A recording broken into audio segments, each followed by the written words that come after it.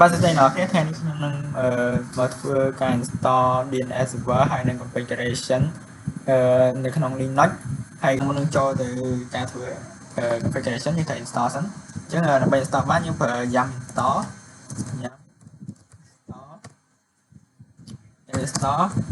បាននេះបាន util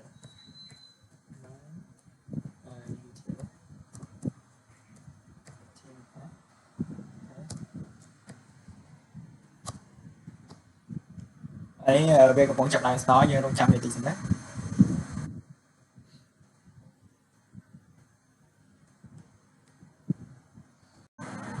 ញ្ចឹងមកដល់ដល់ចំណុចនេះយើងវាយ install បាយឲ្យ enter មកដើម្បីវា install តទៀតនៃវាគាត់សួរយើងទេអញ្ចឹងបន្ទាប់ពីយើង install ហើយយើងចូលទៅកាន់ configuration វាសិនមកយើងចូលទៅបិទ port របស់វា vim /etc /name config ដើម្បី hosting domain បានយើងត្រូវដឹងថាវាយើងត្រូវបង្កើត0សិនអញ្ចឹងបង្កើត0មួយហ្នឹងហើយយើងត្រូវមាន0 2ទៀតដើម្បីបកផែវាអញ្ចឹងយើងមាន forward 0ហើយ reverse 0 forward 0មកនៃបកផែពី name មក IP address reverse 0បកផែពី IP address មក name វិញអូខេអញ្ចឹងខ្ញុំនឹងធ្វើការបង្កើត0អញ្ចឹងយើងចូលទៅអញ្ចឹងយើងចូលម្ដងយើងមកបង្កើតវានៅខាងក្រោមហ្នឹងមកហើយកន្លែងនេះថែមមានដាក់ថាយើងសេដាក់ថា0មកហើយតមកទៀតយើងធ្វើការបើកsemi column ក្នុង semi column យើងដាក់ឈ្មោះអញ្ចឹងយើងចង់ដាក់ឈ្មោះក៏បានដែរដាក់ដូចខ្ញុំក៏បានដែរហើយតមកយើងset in មក ing អក្សរធំមកហើយយើងបើកគ្នាបតបើកគ្នាហើយខ្ញុំធ្វើការបង្កើត file មួយដើម្បីទុក record របស់វាអាហ្នឹងខ្ញុំបង្កើត file ប្រភេទ forward zone ដើម្បីទុក record វាដើម្បីបកផែពី domain name មក IP address ហ្នឹងហើយខ្ញុំធ្វើការ save slash ហើយយើងដាក់ឈ្មោះក៏បានឥឡូវនេះខ្ញុំដាក់ swd អញ្ចឹងដើម្បីចំណាំថាវាជា forward zone អញ្ចឹងបន្តមកទៀតខ្ញុំដាក់ dot ឈ្មោះដាក់ឈ្មោះរបស់ខ្ញុំក៏បានដាក់និយាយទៅតាមយើងចង់ដាក់ទេអញ្ចឹងដាក់ដូចខ្ញុំអញ្ចឹងក៏បានដែរ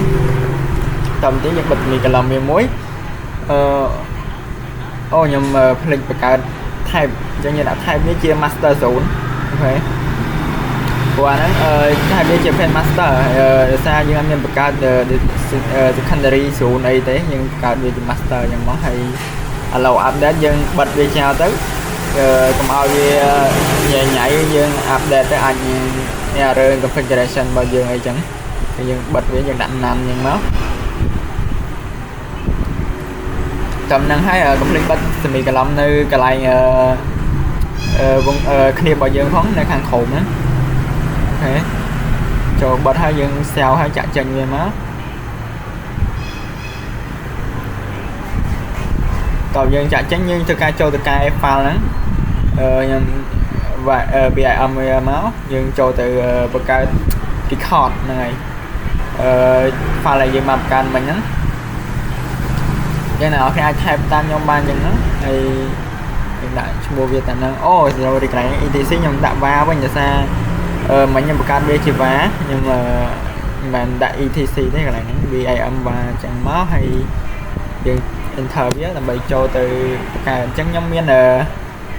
record ស្រាប់ខ្ញុំមាននេះស្រាប់ខ្ញុំក៏ copy វាយកមកដាក់មកហើយខ្ញុំនឹងប្រាប់អ្នកនរគ្នាតាមក្រោយថាវាមានថាប្រយោជន៍ខ្លះអញ្ចឹងពេលប្រើពួកហ្នឹងអូខេចឹងខ្ញុំធ្វើការសេរីវាសិនកន្លែង TTL នេះ time to live វាសមយើងចង់ដាក់វាយើងដាក់វាសមមួយថ្ងៃសម្រាប់ចេញប្រហែលនេះចានេះខ្ញុំផាសវាចូលមកអស់ហើយអញ្ចឹងខ្ញុំវាមួយអញ្ចឹងសញ្ញា add នេះបានន័យថាយើងកំពុងឈរលើម៉ាស៊ីនរបស់យើង add ហ្នឹងបញ្ជាក់ថាយើងកំពុងប្រើម៉ាស៊ីនហ្នឹងណាហើយ ISO នេះគឺ IOA ហ្នឹងគឺជា record មួយដែលយើងត្រូវតែមាន forward zone គឺត្រូវមានreverse zone គឺត្រូវតែមានអាហ្នឹងដើម្បីផ្ទុក record វាហើយយើងមាន zone ហ្នឹងគឺជា serial number របស់វា ចឹងមិនថារាល់ការអាប់ដេតម្ដងវានឹងលោតលេខមួយចឹងខ្ញុំឲ្យវាចាប់ពី0ទៅ3ម៉ោងវាទៅការ refresh ម្ដងដើម្បីទៅពិនិត្យមើលលេខស៊េរីហ្នឹងហើយ15នាទី retry នេះវាធ្វើការពេលដែលវាដាច់ connection វានឹងធ្វើការ retry 15នាទីម្ដងបន្ទាប់ពីវា retry 15នាទីរហូតរយៈពេល1អាទិត្យអញ្ចឹងរយៈពេល1អាទិត្យវានឹងធ្វើការ expire ហើយពេលអាទិត្យ expire ហើយតមកមួយថ្ងៃទៀតវានឹងធ្វើការផ្ដាច់ configuration ផ្ដាច់ record នឹងយកមកអូខេហើយយើងមាន name server យើងមាន mail server ហើយមាន cname អញ្ចឹងរាល់ពេលដែលយើងបង្កើត mail server យើង mail យើងត្រូវបង្កើត mail server មួយបើមិនចឹងទេអត់ដើរទេ mail របស់យើងហ្នឹងតមកទៀតយើងមាន ns1 នេះអានេះកន្លែង Ericon នេះគឺសម្រាប់ដាក់ IP address សម្គាល់ IP address របស់យើងអញ្ចឹង mail យើងស្រាប់យើងចង់ដាក់អីក៏បានអញ្ចឹងដាក់តាមខ្ញុំអញ្ចឹងក៏បានដែរអញ្ចឹងដាក់ ns1 នេះឲ្យវា 192.168.1 អញ្ចឹងទៅតាមដំណាក់កាលអញ្ចឹងទៅពេល cname នេះគឺជាឈ្មោះហៅក្រៅឈ្មោះហៅក្រៅហ្នឹងមិនយើងចង់រក web server យើងគ្រាន់តែបាយ www ក៏បានយើងបាយ web server អញ្ចឹងក៏បានហើយ mail server យើងគ្រាន់តែបាយ mail ក៏បាន mail server ក៏បានហ្នឹងបន្ទាប់ពីហ្នឹងមកយើងចាក់ចេញមកវិញហើយយើងធ្វើការstart វាមួយទៅតទៅយើង start ហើយយើងចូលទៅtest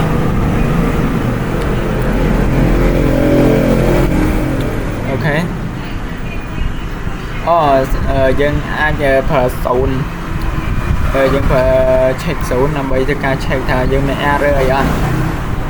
អញ្ចឹងអ្នកនរអាចបាយតាមខ្ញុំបានអាច scope ទៅបាយតាមខ្ញុំមាន name check 0អញ្ចឹងទៅ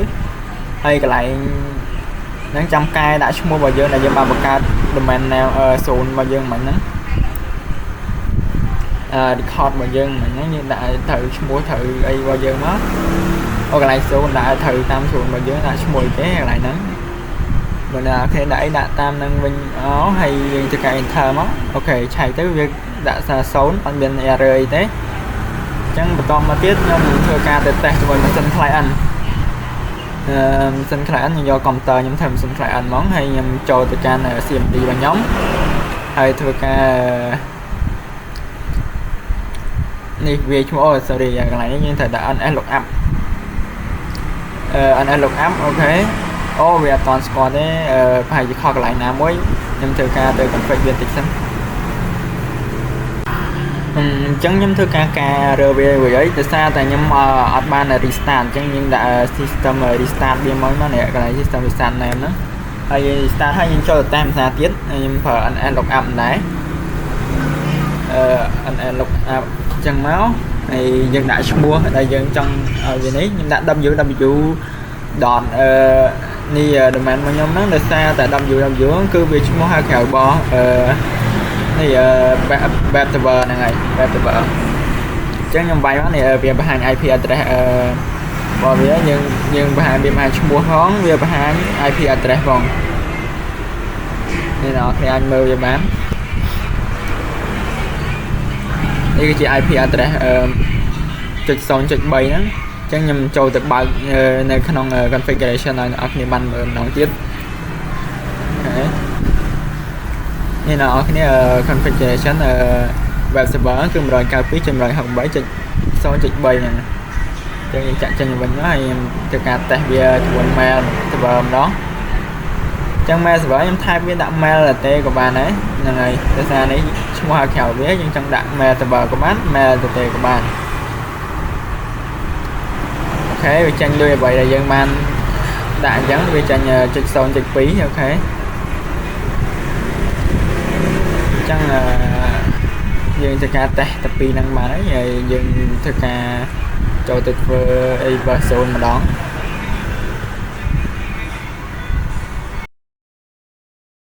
ចឹងបន្តមកទៀតខ្ញុំនឹងធ្វើការចូលទៅ config នៅក្នុង reverse 0ម្ដងចឹងដើម្បី config បានយើងចូលទៅកាន់របស់យើងដែរ folder របស់យើងដែរដែលមានឈ្មោះថា etc /name.config ហ្នឹង ហើយយើងចូលមកដល់ខ្ញុំបានបង្កើតរួចហើយនេះតែសារខ្ញុំបង្កើតហើយអញ្ចឹងខ្ញុំប្រាប់អ្នកគ្នាមកទៅយើងត្រូវការបង្កើតយើងដាក់វាជា IP វិទ្យាអញ្ចឹងបើយើង 192.168.0.1 តែយើងយកត្រឹម0អញ្ចឹងយើងយក 0.168.192 អញ្ចឹងទៅហ្នឹងហើយហើយយើងដាក់ dot in ហើយ .addr.arpa ហ្នឹងហើយយើងត្រូវការបើកគ្នានឹងដាក់ type វាជា master ហើយបង្កើត file វាមួយ hello update យើងដាក់ណានដូចគ្នាចឹងបន្តមកយើងធ្វើការស្រាវចាក់ចេញហើយយើងចូលទៅមើល configuration របស់យើងម្ដងហើយចំពោះឈ្មោះ file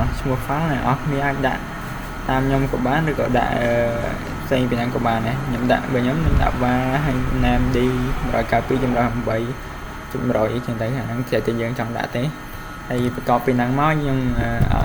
នេះអ្នកនរគ្នាត្រូវមាន record នេះដូច convert zone ដែរអញ្ចឹងរាល់zone forward zone ឬ reverse zone ត្រូវមាន record អស់ហ្នឹងហើយយើងមានម៉ាស៊ីនហើយយើងមាន point កន្លែង point នេះគឺដើម្បីបញ្ជាក់ពីIP address ដើម្បី point ទៅកាន់ domain របស់យើងទៅកាន់ mail server ឬ web server របស់យើងមួយហ្នឹងអញ្ចឹងកន្លែងនេះយើងគ្រាន់តែដាក់កតុយមកដើម្បីបញ្ជាក់ពី IP address ព្រោះដោយសារយើងបានដាក់ IP បញ្ជាក់នោះយើងដាក់ 0.192.168.192 រួចហើយអញ្ចឹងមកដល់កន្លែងនេះយើងគ្រាន់តែដាក់កតុយ IP address មកបានហើយដើម្បីវាដឹងឲ្យស្គាល់ថា IP មួយណានៅ point ទៅ IP មួយណាអញ្ចឹងខ្ញុំឲ្យអ្នកនរគ្នាមកមើលនៅក្នុង configuration នេះមួយទៀតអ្នកនរគ្នាមកមើលក្នុង forward zone អញ្ចឹង forward zone របស់យើងមិនបង្កើត 192.168.0.1 អញ្ចឹងចាំមើលពេលដែលយើងតេស្តទៅវាចេញដូចពេលយើងវាយ IP ទៅវាចេញឈ្មោះ name server ឬ mail server របស់យើងមកអត់ហើយចាំទៀតនៅក្នុង reverse zone មកខ្ញុំដាក់នេះ mail ទៅទេហើយ www អញ្ចឹងអាហ្នឹងជាឈ្មោះនេះឈ្មោះហៅក្រៅរបស់ web ហើយ email របស់យើងហ្នឹង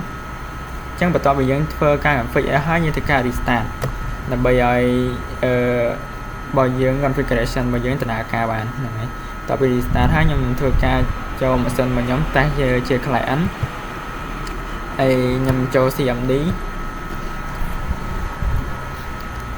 តមកទៀតយើងធ្វើការ YNN lookup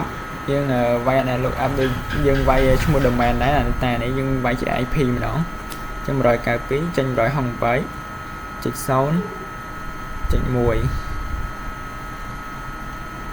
យើងធ្វើមកហើយអ្នកនរគ្នាជាឈ្មោះរបស់នេះ NS1 របស់យើងហ្នឹងហើយ IP អញ្ចឹងយើងធ្វើការមើលទៅលើ mail មួយទៀតអញ្ចឹង mail របស់យើងចុច2យើងធ្វើមកវាបង្ហាញឈ្មោះ mail របស់យើងហើយmail បញ្ជាក់ពី mail server របស់យើងអូខេហើយចុច3នេះគឺបញ្ជាក់ពី web server របស់យើងអូខេអ្នកគ្នាពោលការបង្ហាញ configuration របស់ខ្ញុំសូមបញ្ចប់ត្រឹមហ្នឹង